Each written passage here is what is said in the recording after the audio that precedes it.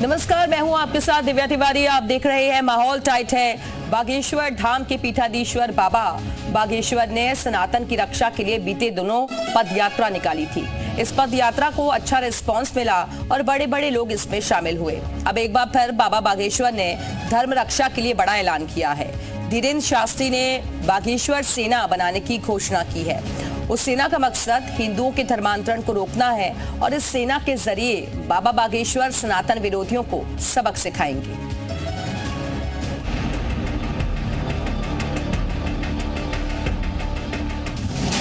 धर्मांतरण गैंग की अब खैर नहीं। अधर्मियों पर बरसेगा बाबा का वज्र।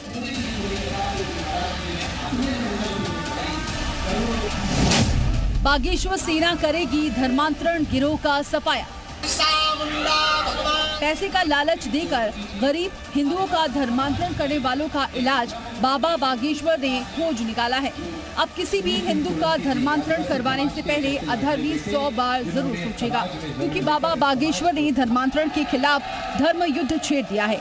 बाबा बागेश्वर ने धर्मांतरण का गिरोह चलाने वालों को चेतावनी दी है कि सुधर जाओ वरना अंजाम सही नहीं होगा। ईसाई मिशनरियों की कुछ ताकतें, कुछ धर्म विरोधी ताकतें जो वर्तमान में कई जगहों पर पकड़ी गई, उनके मिशनों की पोल खुली है। लगातार जंगलों में जाकर के, गांव गांव में जाकर के आदिवासी परिवारजनों को प्रलोभन दिखाकर, चमत्कार दिखाकर के कन्वर्जन करवा रहे हैं, धर्मांतरण करवा रहे हैं। दरअसल सनातन विरोधियों को सबक सिखाने और धर्मांतरण पर लगाम कसने के लिए बाबा ने बागेश्वर सेना का ऐलान किया है। हिंदुओं का धर्मांतरण रोकने के लिए बाबा बागेश्वर हनुमान चालीसा बागेश्वर सेना बनाएंगे। बागेश्वर सेना में देश भर के आदिवासियों को जोड़ा जाएगा। इस सेना के माध्यम से आदिवासियों को सनातन का पाठ पढ़ाया जाएगा। साथ ही धर्मांतरण गिरोह से दूर रहने की सलाह दी जाएगी। बागेश्वर सेना के गठन का मकसद हिंदुओं को बचाना और हिंदू राष्ट्र बनाना है। पूरे देश में भविष्य में अगर किसी भी प्रकार से रोड पर, सड़क पर उतरने की जरूरत पड़ी तो वह सभी बागेश्वर हनुमान चालीसा मंडल के श्रद्धालु, सदस्य, मंडल के सेवादार एक साथ सड़क पर उतरने के लिए सेना के रूप में तैयार रहे। पंडित धीरेन्द्र शास्त्री के इस प्लान पर मौलानाओं ने हमला बोला है। इस तरह की योजनाएं कब तक चलती रहेंगी और क्या करने की मंशा है, क्योंकि इस तरह के योजनाओं से देश में अशांति के माहौल की तरफ ले जाया जाता है। बहरहाल बागेश्वर धाम के पीठाधीश्वर पंडित धीरेन्द्र शास्त्री सनातन की रक्षा के लिए 160 किलोमीटर की पदयात्रा भी निकाल चुके हैं। इस यात्रा के जरिए बाबा ने हिंदू राष्ट्र का मुद्दा उठाने की कोशिश की थी। अब बागेश्वर सेना वाला ऐलान भी इसी कड़ी का हिस्सा माना जा रहा है। ब्यूरो रिपोर्ट, जी मीडिया।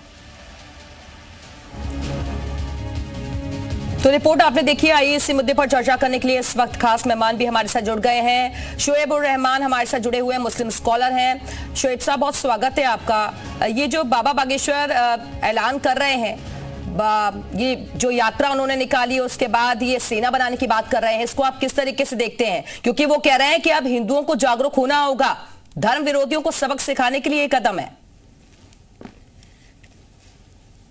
मैं अभी हेलो जी जी बोलिए।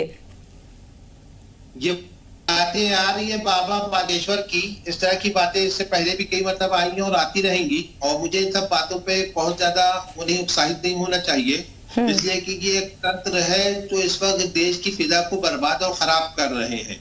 और ये कानून का काम है कि किसको कौन सा मजहब एक्सेप्ट करना है, किसको नहीं एक्सेप्ट करना है। ये किसी बाबा की वो नहीं है कि अब चले बाबा बागेश्वर ने ये ऐलान कर दिया। इस वक्त महाकुंभ चल रहा है। महाकुंभ एक पवित्र जगह है और इसकी अपवित्रता को कोई वो चैलेंज कर रहा है, तो ये गवर्नमेंट का काम है कि इस तरह के लोगों को उठा के जेल में डाले, इसलिए कि ये लोग कुंभ के नहाने में आए हैं, संगम नदी में नहाने आए हैं कि हिंदुओं को वरगलाने आए हैं या इस तरह की बात करने आए हैं। इस तरह के लोगों को फौरन वो करना चाहिए सरकार को, इसलिए कि कुंभ मेला एक मजहबी और एक धार्मिक वो है, माहौल है। इस प्रयाग की धरती पे धार्मिक माहौल को खराब करना ये अशुभ बातें हैं, ये सारी बातें अच्छी बात नहीं है। क्यों इस तरह की बात पैदा की जा रही है? अगर कोई कानून बना है सरकारी तो बात करे। हर बाबा एक नया कानून बना के बैठ जाएगा, हर बाबा एक नई सेना बना के बैठ जाएगा, हर बाबा हर दिन एक कोई बतावेगा हम अब जिहाद के लिए खड़े हुए हैं, कोई बतावे कि हम धर्मांतरण के लिए खड़े हुए हैं, कोई बतावे कि हम राम सेना बना के अयोध्या के लिए खड़े हुए हैं, कोई बतावेगा हम श्री कृष्ण सेना बनाकर बैठे हैं फला चीज के लिए। तो ये सारी बातें अच्छी बात नहीं है। ये कानून के राज को खत्म करने वाली बातें हैं। अगर कानून के राज को खत्म करना है तो फिर कोई बात ही नहीं है, सरकारें बैठी रहे और इनको इस बात की इजाजत दे दे कि जो जैसे चाहे जैसे करे। और अगर कानून को और कानून राज को कायम करना है देश में तो जाहिर है कि इस तरह के लोगों को नजरअंदाज करने की जरूरत नहीं है, बल्कि इनकी पूरी गिरफ्त होनी चाहिए। नहीं शोएब साहब, वो कह रहे हैं धर्म विरोधी एजेंडा चलाया जा रहा है, भोली भाली लड़कियों को बहलाया जाता है, फुसलाया जाता है, फिर जबरन उन्हें लालच देकर जी फुसलाया नहीं जाता। ये आपने कहां से बता दिया? ये आपको पता है क्या कि भोली भाली लड़कियों को बहलाया जाता है, फुसलाया जाता है? अरे बहुत सारे केसेस ऐसे आए ना शोएब साहब। होती है। देखिए, आप एक एंकर हैं और आप एंकर की बुनियाद पर सवाल कीजिए तो उसका आप जवाब पाइए। अगर आप किसी पक्ष की पक्षकार बन जाएंगी तो फिर बात ही कुछ और होगी। तो अरे शोएब साहब, मैं तो वही केसेस बता रही हूँ ना जैसे उजागर हुए। ठीक है, आप बने रहिएगा, वापस आएंगे आपके पास। और भी मेहमान हमारे से जुड़ गए हैं। इसके अलावा हिंदू धर्म गुरु माँ चितनानंद भी हमारे से जुड़ गई हैं। बहुत स्वागत है आपका और आऊंगी आपके पास। लेकिन विशाल अगवंशी भी महाकुंभ नगर से हमारे साथ जुड़ गए हैं। विशाल, जिस तरीके से हम देख रहे हैं बाबा बागेश्वर ने ये नया एक तरीके से युद्ध छेड़ दिया है सेना तैयार करने का, वहां से क्या रिएक्शंस मिल रहे हैं आपको? क्योंकि अभी शोएब साहब को भी आपने सुना, वो कह रहे हैं कि एक तरीके से महाकुंभ के नाम पर ये राजनीति हो रही है, कुंभ का नाम लेकर बदनाम किया जा रहा है। डुबकी लगाने गए हैं ना राजनीति करने गए हैं। नहीं, देखिए बिल्कुल एक चीज तो बिल्कुल साफ है कि कुंभ को लेकर जो है तमाम तरह के जो बयान है वो सामने आ रहे हैं। हमारे साथ रविंद्र पुरी जी महाराज जी हैं, उनसे हम सीधे बात कर लेते हैं। महाराज जी, ये चूंकि लगातार धर्मांतरण को लेकर अब एक आवाज ये उठ रही है कि एक सेना बनानी चाहिए और आदिवासियों को भी जुड़ना चाहिए, क्योंकि सबसे ज्यादा धर्मांतरण वहां पर भी हुए हैं। भारत की गरीबी और अनपढ़ जो जनता है उसका एक नाजायज़ फ़ायदा उठाया जा रहा है ईसाई मिशनरियों के द्वारा, और मुस्लिम जो कुछ धर्मगुरु इस प्रकार की जो गल्फ के कंट्री से पैसा आ रहा है। और मेरा भारत सरकार से और राज्य सरकारों से आग्रह है कि एक लाइन का प्रस्ताव पास करना चाहिए विधानसभा और लोकसभा में कि देश में जो भी नागरिक हैं भारत के किसी भी धर्म मत संप्रदाय के हैं, धर्म परिवर्तन बिल्कुल नहीं होगा। इसका एक यही समाधान है, इसके अलावा कोई समाधान नहीं है। क्योंकि बलात्पूर्वक धर्म परिवर्तन ना करा करके बहुत लोग प्रलोभन से करा रहे हैं। पूरे पंजाब की जो स्थिति आज बहुत दयनीय हो गई है। एक तो नशा, दूसरा युवा पीढ़ी सारी वहाँ बर्बाद हो रही है, तीसरा वहाँ धर्मांतर बहुत मात्रा में हो रहा है पंजाब में। जो लोग नाम भी चेंज नहीं कर रहे हैं और चर्च इतनी ईसाई मिशनरी वहाँ सक्रिय हो गई है, तो भारत सरकार को इस पर विशेष ध्यान देना चाहिए। क्योंकि धर्मांतरण जो है वो एक समाज का सबसे बड़ा जो है कोड है और ये एक ऐसा नासूर की तरह बढ़ता जा रहा है। बने रहेगा, वापस आएंगे आपके पास। मां चितनानंद भी हमारे से जुड़ी हुई हैं। चितनानंद जी, मेरा सवाल आपसे, क्योंकि ऑलरेडी धर्मांतरण को लेकर कानून तो बना हुआ है, तो फिर सेना बनाने की क्या जरूरत है? देखिए, कुंभ से जो बागेश्वर धीरेन्द्र शास्त्री जी ने जो बागेश्वर बाबा ने जो बात कही है उसका हम लोग समर्थन इसलिए करते हैं क्योंकि कुंभ क्षेत्र जो है वो हमारे धार्मिक, हम अपने जो सनातन के अनुयायी हैं, जो सनातनी है, उनको दिशा देने का कार्य करते हैं। और धर्मांतरण आज सनातन के लिए एक बहुत बड़ी समस्या बन गई है। बलात् धर्मांतरण हो रहे हैं, प्रलोभन देकर धर्मांतरण हो रहे हैं, लव जिहाद के नाम पर हमारी बेटियों का धर्मांतरण किया जा रहा है। ये किसी से भी छुपा नहीं है। तो अगर हम अपनी संस्कृति, कुंभ सिर्फ स्नान करने का स्थान नहीं है, कुंभ तीर्थ क्षेत्र है जहाँ धर्माचार्य, जहाँ धर्म के जानने वाले धर्मज्ञ इकट्ठे होकर, एकत्रित होकर धर्म के विषय में, धर्म की रक्षा के विषय में विचार करते हैं। तो मुझे लगता है इसमें कुछ भी गलत नहीं है। अगर हम अपनी संस्कृति के संवर्धन के लिए, अपनी संस्कृति के को संरक्षित करने के लिए, अपनी संतति को सुरक्षित करने के लिए अगर कोई कार्य करना चाहते हैं तो मुझे लगता है इसमें किसी को भी आपत्ति नहीं होनी चाहिए। और इसके अलावा दिव्या जी देखिए, जिनको आपत्ति है इसका अर्थ ये है कि उनकी इंटेंशंस मेलाफाइड है। इसका अर्थ ये है कि वो इन कार्यों में लगातार संलिप्त है, वो लगातार धर्मांतरण को बढ़ावा दे रहे हैं। लव जिहाद की कितनी घटनाएं हमारे सामने आई और मौलानाओं ने ये कहकर टाल दिया कि ये तो प्रेम है। ये प्रेम नहीं है, ये धर्मांतरण है। आप प्रेम में किसी का धर्म बदलवाने की आवश्यकता नहीं है, लेकिन ये इस्लाम कहता है कि जब आप किसी भी लड़की से निकाह करेंगे तो उसका मुस्लिम होना अनिवार्य शर्त है। आप पूछ लीजिए मौलाना, आपके इस पर डिबेट पर होंगे, उनसे पूछ लीजिए अगर मैं गलत कह रही हूं। ठीक है शोएब साहब, जवाब दे जब दीजिए। आपकी पहली ये शर्त है तो मुझे लगता है कि हमें, हमारा कर्तव्य ये है कि हम अपनी संतति की, अपनी संस्कृति की रक्षा के लिए ये उचित कदम वो कह रहे हैं उठाएं। और संस्कृति मेरा की रक्षा के लिए हम ऐसा करना चाह रहे हैं। शोएब साहब, शाहरुख खान, सलमान खान, शाहरुख खान, आमिर खान, सैफ अली खान, जितने लोग हैं सब ने हिंदू लड़कियों से शादी किया है। हाँ। और कहीं भी और उसका परिणाम भी वो है ना। सैफ अली खान ने 2 शादियां करी, सैफ अली खान ने 2 शादियां करी, आमिर खान ने अपनी पत्नी को छोड़ के मेरी दुल्हन की शादी की। परिणाम भुगते हैं ना उसके। निभा रहे हैं। कहीं से किसी एक को ये बता दीजिए किसी ने ये शर्त रखी हो कि साहब इस्लाम को पहले निकाह कर लीजिए, पहले मुसलमान हो जाइए फिर निकाह कर लीजिए। मेरा सवाल दूसरा है, आप कुछ चुनिंदा उदाहरण देकर, ये जो आपने एग्जाम्पल सेट करे इस्लाम के नाम पर, आप मुझे ये बताइए कि क्या इस्लाम इसकी इजाजत देता है? इजाजत देता है?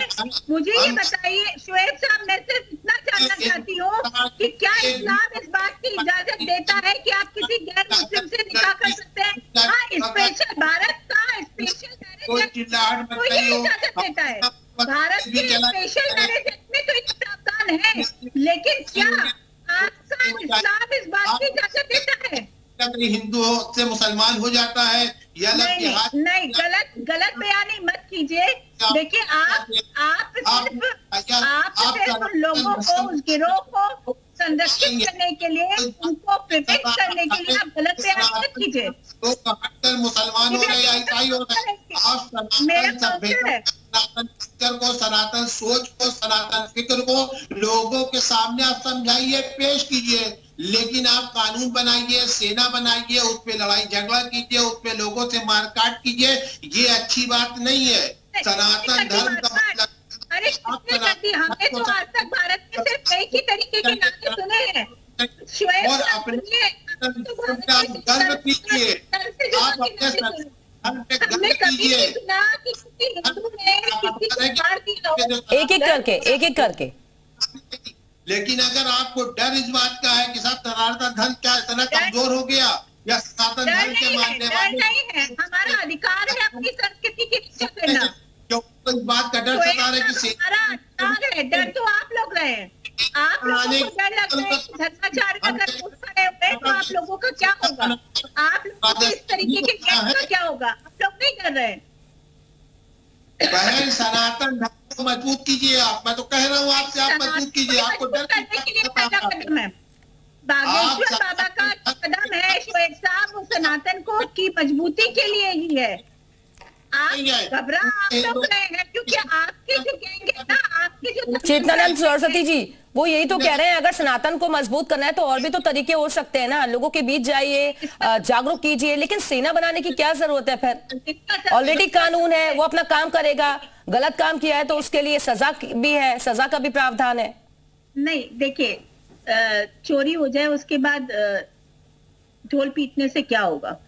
बात यह है कि पहले से अपनी चीजों की, अपनी संतति की रक्षा करना हमारा कर्तव्य है दिव्या जी। और जो बात ये कह रहे हैं शोएब साहब, ये प्रोटेक्ट और प्रिवेंट कर रहे हैं ऐसे गैंग को जो लगातार धर्मांतरण का कार्य में संलिप्त है। अभी भारत में, उत्तर प्रदेश में ही योगी आदित्यनाथ जी की सरकार ने एक बहुत बड़े नेक्सस का खुलासा किया। उसमें लगातार मौलाना पकड़े गए जो धर्मांतरण करा रहे थे। अगर आप लोग ये कार्य कर नहीं रहे तो आप लोगों को डर कैसा? कोई सेना बनाए, कोई इसके लिए काम करे। जब आपकी संलिप्तता उसमें नहीं है, आप उसमें इन्वॉल्व नहीं है, तो आप आखिर डर क्यों रहे? बनाने दीजिए सेना। दूसरी बात नहीं है, आप उस सेना बनाने के बाद कोई जो फसाद होता है, जो बातें विवाद पैदा होती है, हमारा उस पर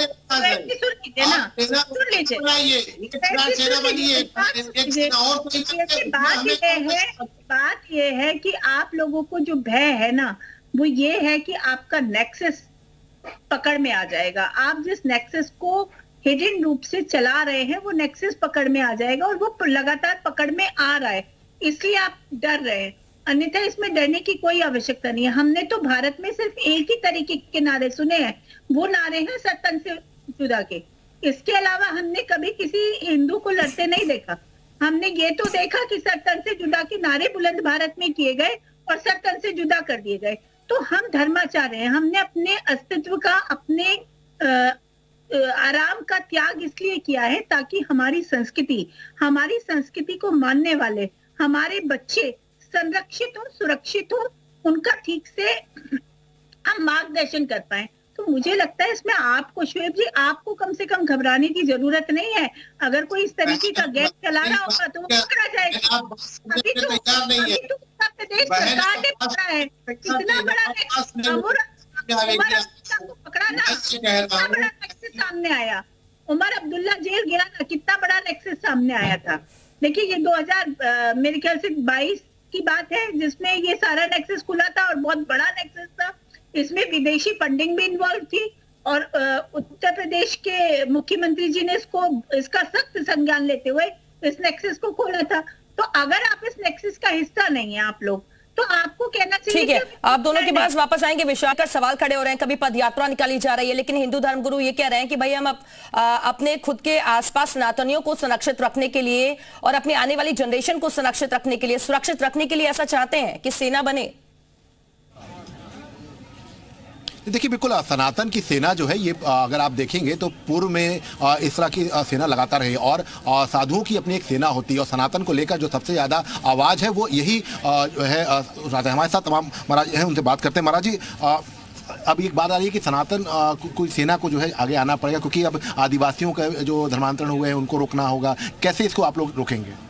हर हर महादेव। सबसे पहले इस तपोभूमि प्रयाग से आपके चैनल के माध्यम से देश ने अभी तो संपूर्ण विश्व को बहुत बहुत मंगल कामनाएं। दिव्य भव्य नव्य और 140 वर्ष बाद जो अमृत धारा का जो प्रवाह आ रहा है, देखिए धर्मांतरण, परंतु हमारे ये कहना है कि अगर हम आत्मा की आप बात कर रहे हैं, अखाड़ों की बात कर रहे हैं, हम तो सदैव सेना लेके तैयार थे, आज भी, कल भी रहेंगे। परंतु विषय ये आता है कि शासन तंत्र क्या कर रहा है, क्यों हो रहा है, क्या कारण है, हमें उसके ओर जाना होगा। लेकिन हम वोट बैंक को लेकर, राजनीति को लेकर, हम लोग महात्मा लोग, राजनीति का हमारा विषय नहीं है। पर दुखद विषय ये है कि एक तरफ तो आप कहते हैं कि हिंदू राष्ट्र है, एक तरफ आप कहते हैं कि बाहुल्य संख्या है। जब 20 करोड़ थे, देखिए मैं आपको बता दूं, सनातन धर्म में कभी भी कोई प्रभाव नहीं पड़ता। जब तक सूर्य है तो सनातन है। कोई जब 20 करोड़ हिंदू थे, 20 लाख हिंदू, तो भी कोई आबाद नहीं, आज तो 100 करोड़ है। बहुत गंभीर विषय है, परंतु शासन को इसको गंभीरता से लेना होगा। अगर उनको कोई धर्म को लेकर के, धर्माचार्यों को लेकर अगर कोई बात होती है तो हम लोग बैठे हुए हैं, हर पल 24 घंटे बैठे हुए हैं। प्रयाग है इस समय तो अनेक महापुरुष आप देख रहे हैं, आपके कैमरा टीम जा भी रही है जगह जगह। सारा सारांश हमारा ये है कि अगर शासन कहते कि हम फेल हो गए, फिर हम देखेंगे अपनी सेना को लेकर के। परंतु एक नियमावली बनी, एक कार्यपालिका है, एक न्यायपालिका है, हमारी एक प्रोटोकॉल सिस्टम है, पर उसको तटस्थ क्यों नहीं रहती? क्या कारण है? क्या आप इतने वोट बैंक के भूखे हो, या आप औरों को भिड़ा करके अपने और भी साधु संत मौजूद है तो जरा उनसे भी बातचीत करिए। ऐसा अगर हम कहेंगे तो फिर लांछन वाली बात आएगी। बात ये नहीं है, बात ये है आपका कानून क्या कर रहा है, प्रश्न यह आता है। कानून की बात है। अगर आप महाराज जी, आपका क्या कहना है इस पर, जो धर्मांतरण को लेकर जो पूरा जो कुछ कदम उठाने चाहिए बड़े, ताकि जो धर्मांतरण ना हो? आप मीडिया चौथा स्तंभ है। आप मीडिया जितना इसमें काम कर रहा है, उतना अगर समाज भी काम करने लगे तो सबसे योग्य होगा कि हर किसी को मिलजुल कर इस पर चर्चा करनी चाहिए, इस विषय को उठाना चाहिए और इसमें सबका सहयोग लेकर कदम बढ़ाते रहना चाहिए। ठीक है विशाला, बनी रहेगा, वापस आएंगे आपके पास। माँ चेतनानंद सरस्वती हमारे साथ हैं। चेतनानंद जी, क्योंकि इसको लेकर भी बहुत सारी पहल हमने देखी है, लगातार हुई है, सख्त कदम भी उठाए गए हैं, लेकिन उसके बावजूद भी लगातार इसको बढ़ावा भी दिया जा रहा है, यानी कि वो नेक्सस बहुत गहरा है, उसकी जड़ों तक पहुंचने की जरूरत आन पड़ी है। जी बिल्कुल, देखिए मैं तो कह ही रही हूँ दिव्या जी, मैंने तो कहा ही कि इसमें बाहर से फंडिंग होती है। ये पूरा ऑर्गेनाइज क्राइम है, इसको बहुत तरीके से चलाया जा रहा है और ये किसी एक प्रदेश की समस्या नहीं है, ये पूरे भारत की समस्या है। तो मुझे लगता है कि अगर धर्माचार्य इसके लिए पहल कर रहे हैं तो ये बहुत अच्छा विषय है। भारत की सरकार को एक कानून बनाना चाहिए, ये हम सभी लोग लगातार मांग कर रहे हैं। उत्तर प्रदेश में तो एक कानून बना है धर्मांतरण को लेकर, लेकिन वो सफिशिएंट नहीं है। ये पूरे, क्योंकि भारत की समस्या है तो भारत सरकार को एक कानून बनाना चाहिए और मुझे लगता है कि भारत सरकार बहुत जल्द इस पे एक कानून बनाने वाली है। लेकिन आश्चर्य तब होता है जब न्यूज डिबेट्स पे बैठ के मौलाना ये कहते हैं कि आप अपनी संस्कृति को बढ़ाइए। हम संस्कृति, मौलाना साहब को मैं बताना चाहती हूँ कि ये संस्कृति को बढ़ाने के लिए ही एक कदम है। हमारी संस्कृति में कोई घुसपैठ ना करे, हमारी संस्कृति में कोई सेंध ना लगा दे, हमारे बच्चों को कोई भ्रमित ना कर दे, उसी के लिए ये कदम उठाना अनिवार्य है। सिर्फ इतना ही इसका मकसद है, इससे घबराने की बहुत ज्यादा जरूरत नहीं है। शोएब साहब वो कह रहे हैं घबराने की क्या जरूरत है, जब कोई इन्वॉल्वमेंट नहीं तो फिर आपको बोलना चाहिए ना, जो गलत है वो गलत है। जी महाराज ने जो बात किया आपके इस महाकुंभ के पवित्र धरती से, उन्होंने कितनी प्यारी बात कही है, उनकी बात आपने सुना नहीं? आप उनके सुन लिया, उन्होंने भी यही कहा है, उन्होंने भी यही कहा है, उन्होंने भी यही कहा है शोएब साहब, शब्दों को घुमाने की आवश्यकता नहीं है। उन्होंने कहा कि हम तो तैयार है ही, हम तो तैयारी कर ही रहे, लेकिन भारत सरकार को कार्य करना चाहिए। उन्होंने बहुत प्यारी बात। तो धर्मांतरण के विरुद्ध बाबा का युद्ध और इसी को लेकर अब सेना तैयार किए जाने की बात की जा रही है। हालांकि इस पर भी राजनीति जोरों पर चल रही है। बहुत बहुत शुक्रिया आप सभी मेहमानों का हमारे साथ चर्चा में शामिल होने के लिए। विशाला आपका भी बहुत बहुत शुक्रिया हमारे साथ जुड़ने के लिए। तो इसी के साथ ही माहौल टाइट है में अभी के लिए फिलहाल इतना ही। वक्त एक छोटे से ब्रेक का।